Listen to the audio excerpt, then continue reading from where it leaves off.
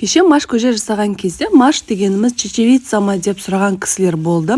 Сол үшін бүгін чечевицадан чечевичный суп дайындайтын боламыз. Осылай қуырып алған кезде дәміне қарай тұзын салып, суды құйып, қайнатамыз. Қайнап шыққаннан кейін мінекей чечевица осылай болады. Балам арасына бір-екі машты араластырып жүрген ғой. Жақсылап жуғаннан кейін пісіріп аламыз. 20 минуттың ішінде пісіп шығады. Енді чечевичный суп жеңіл болған соң оның қасына пельмен бауырсақ және де мини чебуреки дайындадым. Қамырымызды жайып алғаннан кейін арнайы формамен кесіп алып, фаршымызды қылау қылып жайып, осылай алдын ала барлығын дайындап қойдым. Осы чебуреки ішіндегі еті піспей қала ма деп көбісі сұрайды. Толықтай пісіп шығады. Сол үшін еш қорықпай жасай бересіздер.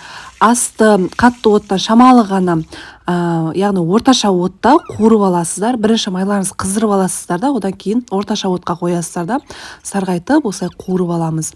Пельмен бауырсақты да дәл солай қуырамыз.